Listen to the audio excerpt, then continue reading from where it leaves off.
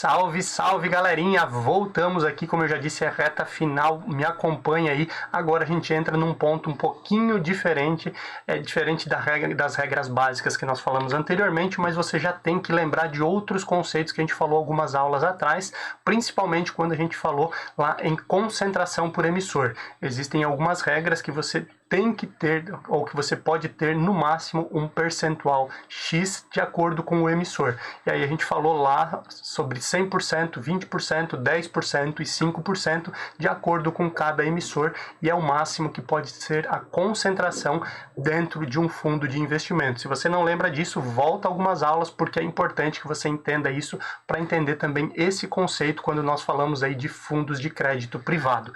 Por regra geral, o governo determina lá por meio da CVM, que no mínimo nos casos aí de fundos de renda fixa, fundos multimercado e também fundos cambiais, ele determina aí que a concentração seja aí de no máximo 50% em títulos privados. Então, ou seja, títulos privados, TP, no máximo 50%, certo?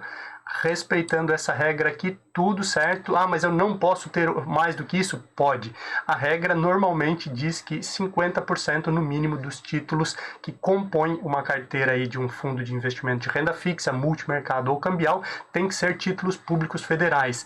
Se você quiser, o gestor desse fundo quiser comprar além de 50% de títulos privados, tendo, ou seja, uma concentração menor do que 50% em títulos públicos federais, ele tem que informar o cotista, e ele informa isso no próprio nome do fundo. É um fundo de investimento ABC de crédito privado. Isso determina que ele pode ter, não quer dizer que em todos os momentos ele tenha mais de 50% da sua carteira em concentração de créditos privados, mas ele pode ter mais do que 50%. E aí, quando nós falamos então de títulos de crédito privado, títulos não são do governo. Mais de 50% do patrimônio líquido desse tipo de fundo, ele é de título privado, e por isso também precisa estar alertando o cotista em relação a isso, porque quando nós falamos aí de crédito privado, ele existe obviamente um risco maior do que os títulos públicos federais, que estão atrelados aí à dívida do governo,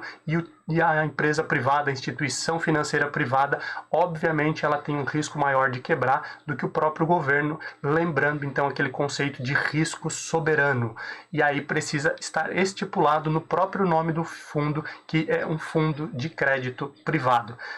Próxima aula entramos em outros dois tipos de fundo, e depois nós vamos para a classificação Ambima de fundos de investimento. Até lá!